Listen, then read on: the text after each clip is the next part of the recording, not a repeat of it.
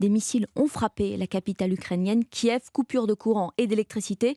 Emmanuel Macron a annoncé un contact direct avec Vladimir Poutine dans les prochains jours. L'armée française se prépare elle aussi à une guerre de haute intensité et les autorités changent de méthode. Oui, l'école de guerre de l'armée a organisé pour la première fois hier un tournoi de wargame, comprenez jeu de guerre en anglais.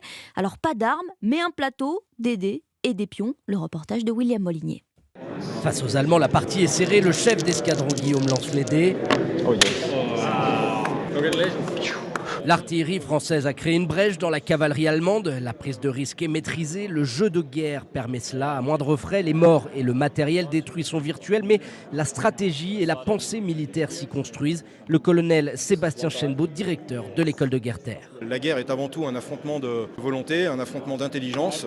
Elle a une part scientifique, évidemment, mais pas uniquement. Elle a une part artistique, le sens tactique, le coup d'œil. Et c'est exactement ce qu'on cherche à développer là. Le wargame permet aux états-majors de tester virtuellement des manœuvres, repérer les angles morts et les failles. Mais il a longtemps été délaissé par les armées françaises, comme l'explique le commandant de réserve Antoine Bourguillot. Dans les années qui ont suivi la défaite de 70, l'armée française s'est un peu intéressée aux jeux de guerre. On a traduit les jeux de guerre allemands. Mais finalement, ça n'a pas pris parce qu'en fait, on n'a pas réussi à les intégrer vraiment dans la formation. C'était plutôt quelque chose qui était utilisé notamment au cercle des officiers le soir. Voilà, l'habitude s'est perdue. L'armée de terre y revient donc aujourd'hui. Ses futurs grands chefs passeront cette année une quarantaine d'heures sur ce type de plateau de jeu.